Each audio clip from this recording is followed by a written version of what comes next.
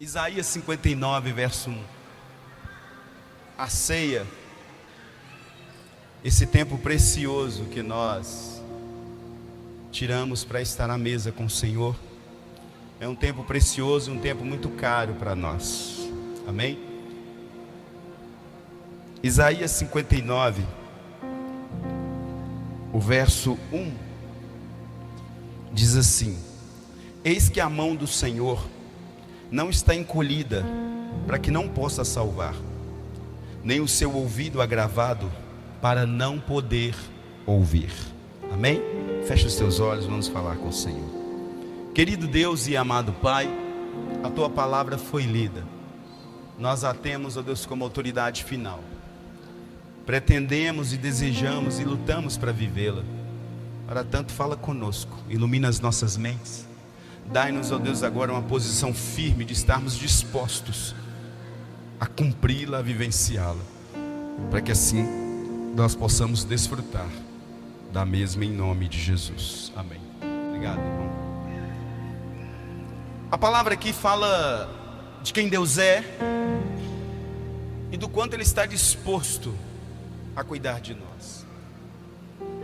E que é uma palavra dita com pesar que o profeta declara essa palavra.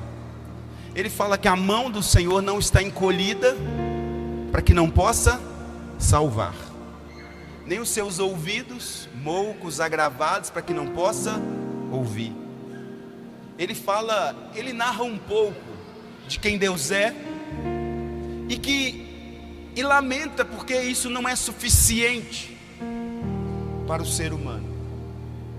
O fato de Deus estar com as mãos estendidas para salvar, não quer dizer que Ele vai salvar a todos, porque muitos são chamados e poucos escolhidos.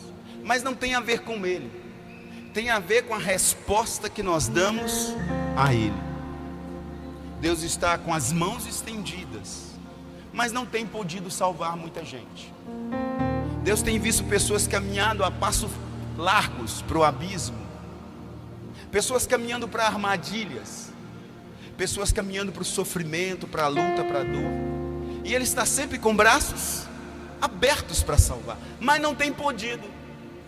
A despeito de ser onipotente em relação a algumas coisas, Deus se torna impotente. Isso mexe com o coração de Deus, porque se Deus nos ama, Ele continua sofrendo, sabendo que nós, precisando ser salvos, sabendo que Ele pode nos salvar, por vezes, Ele se decepciona conosco, querendo e desejando nos salvar, e não só nos salvar, mas também nos ouvir. É comum você ver as pessoas abrindo o coração na rede social, abrindo o coração com a primeira pessoa que chega na vida dela, e aí na maioria das vezes elas lamentam por não ter ninguém para ouvi-las, quando na verdade a palavra de Deus diz que os ouvidos do Senhor não estão moucos para que não possa ouvir. Mas mesmo Ele estando com os ouvidos abertos, atentos, e não é uma audição indiferente, é uma audição altruísta, é uma audição que Ele ouve e Ele age conforme a resposta que você compreende. É uma audição empática, mas não é suficiente para que nós nos sintamos seguros. Não é suficiente para que nós nos sentemos no seu divã e conversemos com Ele e saiamos dali cônscios de que fomos ouvidos e a nossa petição foi resolvida. Pagamos uma fortuna para os nossos analistas, e não que eu seja contra, eu sou a favor, mas primeiramente nós deveríamos usufruir dessa qualidade de Deus. Dentre muitas coisas que Deus é para nós, eu fiz questão de descrever algumas. Uma delas, além de Deus estar com braços estendidos para nos salvar, além de ter o ouvido aguçado para nos ouvir, de estar procurando nos ouvir, e não só ouvir palavras ditas, mas também o pulsar do seu coração, os seus desejos mais íntimos, as suas frustrações mais profundas, porque o ouvir de Deus é um ouvir empático. Deus não ouve, na verdade, Deus vê. A Bíblia diz que quando você entra no seu quarto para orar, Deus vê você. Porque antes da palavra vir à boca, Ele já sabe dela no coração. É o único que consegue ver a oração. Nós ouvimos, mas Deus vê. A despeito disso tudo, nós estamos muito aquém de parecermos pessoas que fomos ouvidos para o maior de todos os analistas, de que fomos abraçados para a pessoa mais empática que nós podemos dizer. Mas a Bíblia fala mais algo de Deus. A Bíblia fala que Deus está conosco. Diga comigo: Deus está comigo. Mas por quantas vezes nos sentimos só? Quantas vezes nos sentimos só? Quantas vezes no anonimato da nossa vida manifesta verdadeiramente quem nós somos, como se Deus não existisse? Porque estamos longe dos olhos das pessoas, nós viramos bicho. Nós fazemos coisas das quais até nós duvidamos, ignorando a presença constante de Deus. O texto fala em Isaías 41:10, diz assim: não temas, não temas, porque eu sou contigo. Não te assombres, porque eu sou o teu Deus, e te esforço, e te ajudo, obrigado irmão Avelar, e te sustento com uma destra da minha mão. A esperança de Deus é que, escrevendo isso, a esperança de Deus é que nós tivéssemos consciência de que Ele está conosco e não sofrêssemos de solidão. É a geração mais solitária que existe. Essa é a geração mais solitária que existe. É a geração de 5 amigos no Face, de centenas de seguidores, mas de pessoas que se sentem só. A despeito de ter um Deus que diz estar com ela a todo o instante. A única coisa que te impedia de ser acessado por Deus, a única coisa que impedia Deus de poder dizer isso, eu estou com você, era o seu pecado. Mas a Bíblia diz que o pecado foi tirado do mundo e Deus veio para perto de nós. João diz: eis o Cordeiro de Deus que tira o pecado do mundo. Deus está com você. Mas quantos conseguem viver essa realidade? De andar com o soberano de toda a terra, de usufruir da companhia de alguém todo poderoso. Porque o texto que nós lemos de Isaías fala que essa pessoa sente medo. Não temas. Eu tenho por hábito dizer aqui na igreja que o medo não é ausência de coragem. O medo é ausência da consciência do amor de Deus. Que quando você tem consciência da presença de Deus, você não tem medo. Ele fala: não temas. Não temas por quê? Não temas porque eu sou contigo. Então quando eu temo, o óbvio é que eu não creio que Ele está comigo. Porque se de fato Ele está comigo, eu não deveria ter temor. Vocês concordam comigo? Sim ou não? Pois quando você tem consciência da presença de Deus, você não tem medo. Mas por que tememos? Tememos porque, apesar de Deus ser quem Ele é, não é suficiente para Ele cuidar de nós. Ele não só está conosco, como Ele também é por nós. Se alguém vier brigar com você, Ele peleja ao seu favor. Ele é por você. Você tem costas largas. Você e Deus é a maioria. Mas quantas das vezes usufruímos desse aspecto da realidade de quem Deus é? O texto de Romanos 8:31 diz assim: que diremos, pois, a estas coisas? Se Deus é por nós, quem será contra nós? Por que nos amedrontamos diante das ameaças? Por que nos amedrontamos diante das ausências, dos abandonos, das traições? Por que sentimos a vida à flor da pele e chega a doer os ossos? Com essas promessas de quem Ele é, de um Deus que é por nós, um Deus que é o nosso irmão mais velho, que compra a nossa briga. Eu lembro, meu irmão é menor do que eu. E quando nós estudávamos, ele arrumava encrenca para mim 24 horas por dia. Ele arrumava encrenca na escola e falava com os colegas: meu irmão é grande, hein? E eu nunca fui de briga, eu sempre fui pacificador. Aí eu falei: Valdo, quando o trem pegar, eu corro para um lado, você corre para o outro. Mas ele é um galinho de briga, sabe? Ele é um garnizezinho bravo. E ele arrumava encrenca na escola, falava: vão lá comigo, vão lá comigo. E eu grandão, todo atrapalhado, magricelo. Os meninos olhavam e dava linha. Mas não sabia que aqui tinha um homem que tinha um coração grande, que não tinha coragem de dar um tapa em ninguém. O fato é que você tem Deus por você, um soberano, um ser grandioso que toma suas causas. Mas não basta Ele ser por você e dizer que Ele é por você. O que está acontecendo, pastor? Por que Deus sendo isso tudo, pastor, eu não usufruo disso de Deus? Por quê? E das coisas que Deus mais é, diz a Bíblia que Ele te vê. Amém? Deus te vê 24 horas por dia. Hoje as pessoas lutam para ter 15 segundos de fama. Fazem de tudo para serem vistos. Absurdos. O valor hoje está... O valor de mercado das pessoas está enquanto elas são vistas por um maior número de pessoas. E se eu disser para você que o soberano de toda a terra, o que criou todas as coisas, te vê 24 horas por dia? E não é uma visão desatenta, é uma visão paternal, é uma visão de cuidado, é uma visão querendo te aninhar, é uma visão lamentando pela sua distância, é uma visão, Ele sendo pai, querendo te abraçar, querendo colocar nos braços, é uma visão de alguém que está te procurando, querendo cuidar de você. O texto da palavra de Deus, que fala que Ele nos vê, está em Gênesis 16:13, que diz assim: e ela chamou o nome do Senhor, que com ela falava: tu és Deus da vista, porque disse: não olhei eu também para aquele que me vê? Digam comigo: Deus me vê. Deus te vê. No momento que você dorme, diz a Bíblia que Deus vela pelo seu sono. Ele é o único que pode fazer isso.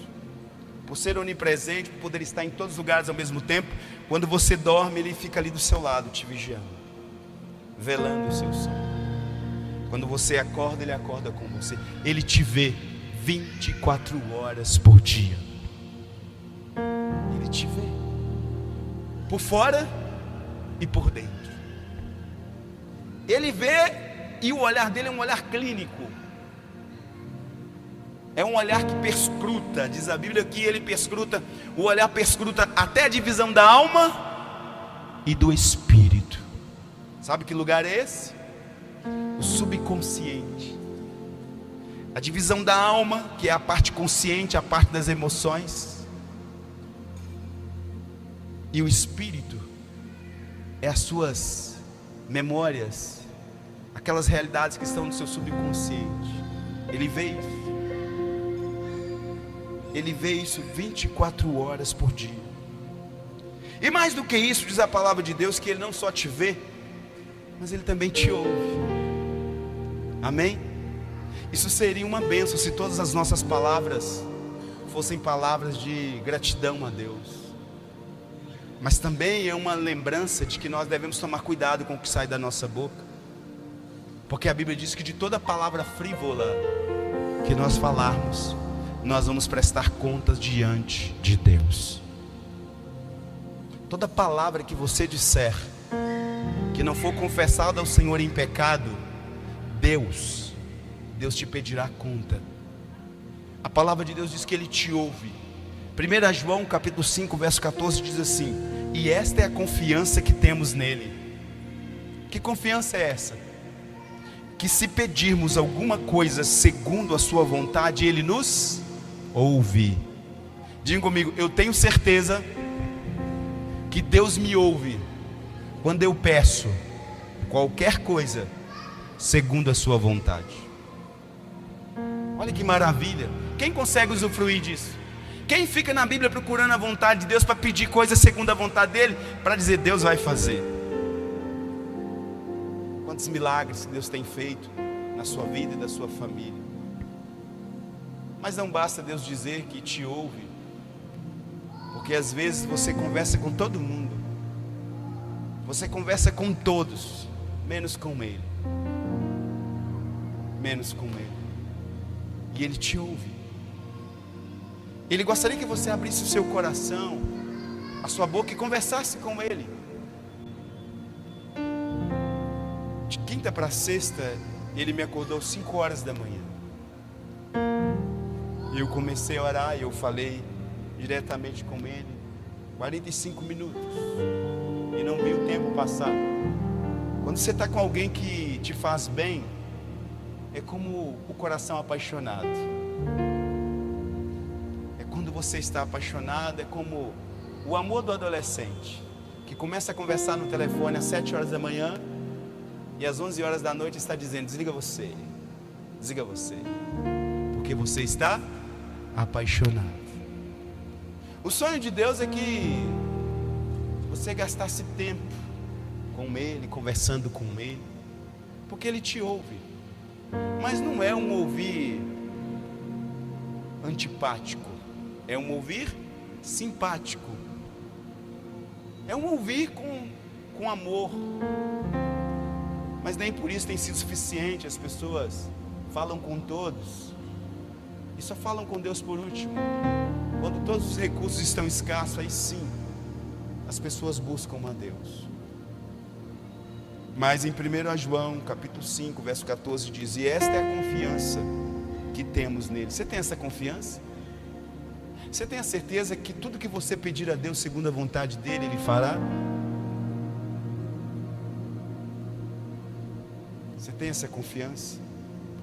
Você deveria viver com essa certeza e orar pelas pessoas quando elas estivessem doentes, e declarar-se na vida delas a saúde, porque Jesus já levou sobre si todas as nossas dores. E Deus não tem prazer no sofrimento do homem. É por isso que a gente ora pelos enfermos. É por isso que a gente ora pelos enfermos. E a propósito, eu gostaria que você fechasse os teus olhos. Eu gostaria de orar pelo irmão Sandro e pelo irmão Tiago, missionário Tiago. Ele estava aqui mais cedo, mas passou mal, não veio. Me ligou dizendo: pastor, queria estar na ceia, mas estou passando mal. Avisa os irmãos, pede a igreja para orar por nós. Então vamos orar pelo irmão Tiago, missionário Tiago, pelo irmão Sandro. O irmão Sandro está com um cálculo se deslocando do rins e teve que colocar uma sonda, não pôde estar aqui também. Ele está aguardando a cirurgia. Eu gostaria que você reclinasse a sua cabeça. Vamos falar com o Senhor a favor deles, amém? Pai, nós te oramos nessa noite, especialmente pela vida do irmão missionário Tiago, que está, ó Deus, ainda em tratamento. O seu rins ainda está passando pelo tratamento, Senhor Deus, agora da hemodiálise, e parte desse tratamento tem comprometido até a qualidade, Senhor Deus, da sua vida. Eu coloco diante do Senhor e peço ao Senhor que o Senhor possa restaurar os rins dele. Pai, peço ao Senhor que a hemodiálise, Pai, possa ser efetivo esse tratamento que ele está fazendo, que seja efetivo, Senhor Deus, para que ele tenha qualidade de vida, Senhor. Eu oro para que nos próximos cultos ele não seja impedido, Deus, de forma nenhuma, por qualquer relação a essa enfermidade, de estar aqui na tua casa te servindo. Como também o irmão Sandro, eu coloco diante do Senhor. Irmão Sandro, Pai, está em casa, desejoso de estar aqui, mas não pôde estar, porque ele está aguardando a cirurgia. Eu peço ao Senhor que o Senhor possa entrar, ó Deus, agora com poder, e que essa pedra venha se deslocar e não venha trazer nenhum prejuízo para ele. Senão, Pai, que essa cirurgia, sendo Deus, possa, Deus, agora se abrir, Pai, e que ele faça essa cirurgia, que ela seja um sucesso para a glória do teu nome. Eu te agradeço, em nome de Jesus. Quando você confia que Deus te ouve, você faz orações assim, e você crê que Deus vai te responder. E a despeito de Deus ter isso tudo por nós e fazer isso tudo, às vezes nós estamos muito aquém disso, e vivemos carentes dessas coisas, de alguém que nos ouve, de alguém que nos abraça, de alguém que se importe conosco. E diz a Bíblia que Deus não só me ouve, mas Ele me conhece. Quando você lê a Bíblia no Salmo 139, Deus te conhece você mais do que você mesmo. Você sabia? Deus te conhece a você mais do que você a si mesmo. Salmo 39 diz assim: Senhor, Tu me sondastes e me conheces. Tu conheces o meu assentar e o meu levantar. De longe entendes os meus pensamentos. Cercas meu andar e o meu deitar, e conhece todos os meus caminhos. Sem que haja uma palavra na minha língua, eis que o Senhor tudo conheces. Tu me cercastes em volta e puseste sobre mim a tua mão. Tal ciência é para mim maravilhosíssima, tão alta que não a posso atingir. Para onde me irei do teu espírito, ou para onde fugirei da tua face? Se subir ao céu, tu aí estás. Se fizer no inferno a minha cama, ou no Sheol a minha cama, eis que tu ali também estás. Se tomar as asas da alva, se habitar as extremidades do mar, até ali a tua mão me guiará, e tua destra me susterá. Se disser de certo que as trevas me encobrirão, então a noite será luz à roda de mim.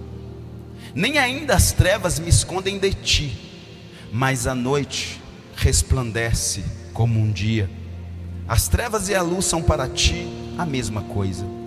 Pois possuístes os meus rins, entreteceste-me no ventre da minha mãe. Eu te louvarei, porque de um modo terrível e tão maravilhoso fui formado. Maravilhosas são as tuas obras, e a minha alma o sabe muito bem. Os meus ossos não te foram encobertos, quando no oculto fui formado e entretecido, como nas profundezas da terra.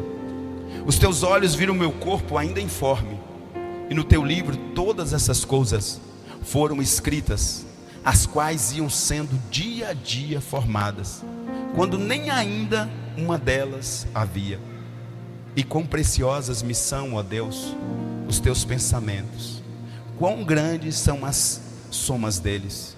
Se as contastes, seria maior número do que a areia. Quando acordo, ainda estou contigo, ó Deus. Tu matarás de certo o ímpio. Apartai-vos, portanto, de mim, homens de sangue, pois falam malvadamente contra ti, e os teus inimigos tomam o teu nome em vão. Não aborreço eu, ó Senhor, aqueles que aborrecem, e não me aflijo por causa dos que se levantam contra ti. Aborreço-os com ódio completo, tenho-os por inimigo. Sonda-me, ó Deus, conhece o meu coração, prova-me e conhece os meus pensamentos, e vê se há em mim algum caminho mau, e guia-me pelo caminho eterno. Deus te conhece. Mas às vezes nos relacionamos com Deus como se fôssemos estranhos para Ele. Deus sabe de você mais do que você possa imaginar. Deus sabe o que você desejará daqui 1 ano, daqui 2, daqui 10, daqui 30. E Ele já está trabalhando para poder te ver feliz. Mas por vezes sentimos tristes, aviltados, como se ninguém cuidasse de nós, como se nós fôssemos uma folha agitada pelo vento, como se a vida nos levasse. Não, Deus te conhece, e mais do que isso, Ele se importa com você. Ele se importa com você, mais do que qualquer outra pessoa. Ele chega a dizer: pode uma mãe que amamenta esquecer do seu filho? Até que isso possa vir a acontecer, mas eu todavia, diz o Senhor, jamais te esquecerei. Deus se importa com você, e eu não sei o quanto isso importa para você. Para mim é muito importante saber que tem alguém que se importa comigo, alguém que morreu na cruz do Calvário, um lugar que era para mim. Ele morreu por mim, para que eu pudesse estar com Ele. A palavra de Deus diz em 1 Pedro capítulo 5, verso 7: lançando sobre Ele toda a vossa ansiedade. Por quê? Porque Ele tem cuidado de vós. Olha o tempo do verbo. Ele não vai cuidar, Ele tem cuidado. Pretérito imperfeito, uma ação que começa no passado e vai para o futuro. Ele tem cuidado de vós. Mas que diferença isso faz se eu não me apercebo desse cuidado? Que diferença que faz que eu talvez tenha um câncer e só vou descobrir quando eu for morrer? E Deus está cuidando de você. E que diferença que faz você que ia dar uma viagem, ia fazer uma viagem, deu tudo errado e Deus estava te livrando de um acidente? Você não sabia disso. E você acha que a vida virou as costas para você? A Bíblia diz que Deus se importa com você. Você é muito importante para Deus. E que se nós soubéssemos disso, talvez nós teríamos um outro tipo de relacionamento com Deus. Um relacionamento mais responsivo. Um relacionamento onde nós respondêssemos prontamente com eis-me aqui.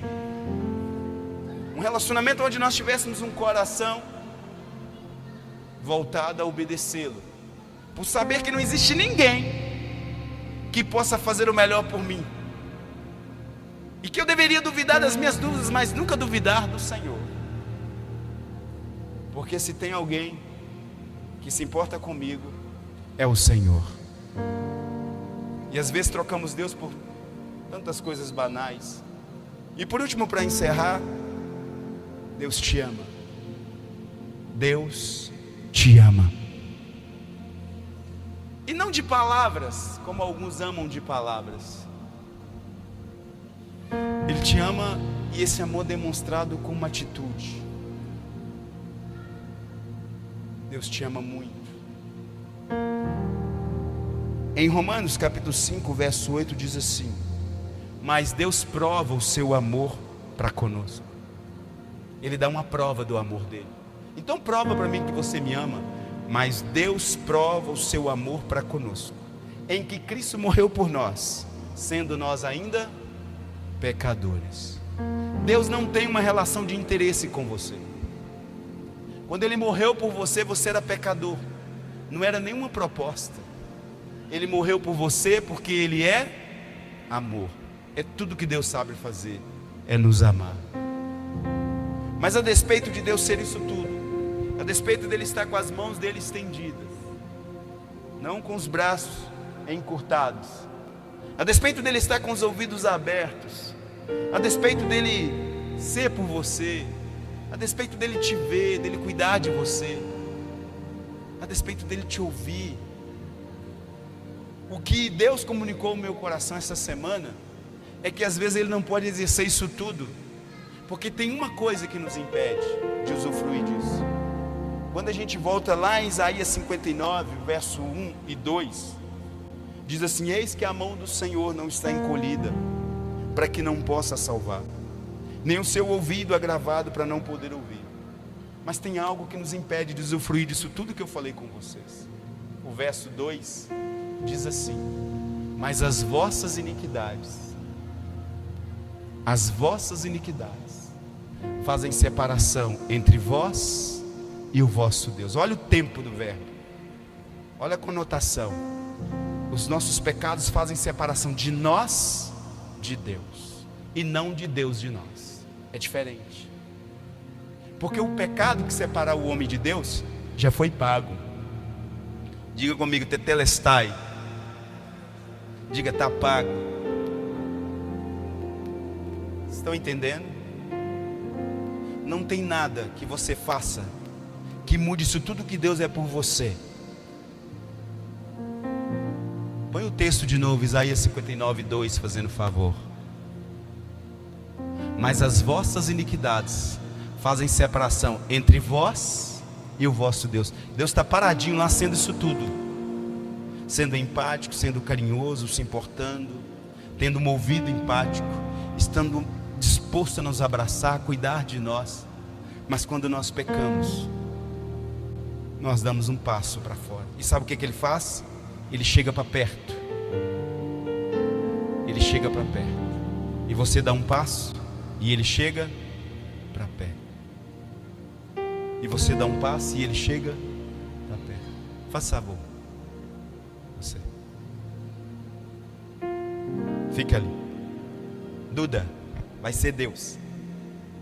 você está em comunhão com Deus. O que separava Deus de mim era o pecado da humanidade. Jesus morreu por nossos pecados e permitiu que Deus viesse para perto de nós. Fica pertinho de mim aqui. Aí, quando eu peco, eu faço isso. E o que Deus faz? Vem para perto de mim. Mas eu continuo fazendo o quê? E Ele vem querendo me abraçar, querendo me ouvir, querendo cuidar de mim, mas eu continuo. E enquanto você vive, enquanto tiver vida, Ele vai fazer isso. Porque enquanto há vida, há esperança. Se um dia você morrer, Ele não tem mais o que fazer. Você ficará longe dEle para a eternidade, sozinho. Mas hoje, o que é a ceia? Obrigado, Duda. O que é a ceia? A ceia é esse momento em que Deus põe a mesa. Essa semana eu estive à mesa com a família e foi um momento muito agradável. Estar à mesa é um momento que você pode olhar nos olhos. Estar à mesa é um momento que você pode dizer: Senhor, eu estou aqui, eu preciso do Senhor. Põe um verso de novo, fazendo favor, Isaías 59, verso 2. Mas as vossas iniquidades fazem separação entre vós e o vosso Deus, e os vossos pecados não é pecado, porque o pecado foi tirado do mundo. Qual pecado? O pecado original. Diz a Bíblia: e quando Ele vier, Ele convencerá o mundo do pecado. Mas os vossos pecados diários, os pecados que a gente comete, e os vossos pecados encobrem o seu rosto de vós. O seu pecado cobre o rosto de Deus e você não vê a feição de Deus. Você não vê o sorriso, você não vê o rosto de, às vezes, querendo cuidar de você. Encobre o seu rosto de vós, para que vos não ouça. E se tem um perigo, é não ouvir a Deus. Hoje esse tempo é muito precioso. Você pode sair daqui e usufruir disso tudo que Deus é para você. E a única coisa que você precisa fazer é dizer: Senhor, me perdoa. Me perdoa pelos meus pecados, eu estou de volta. Amém?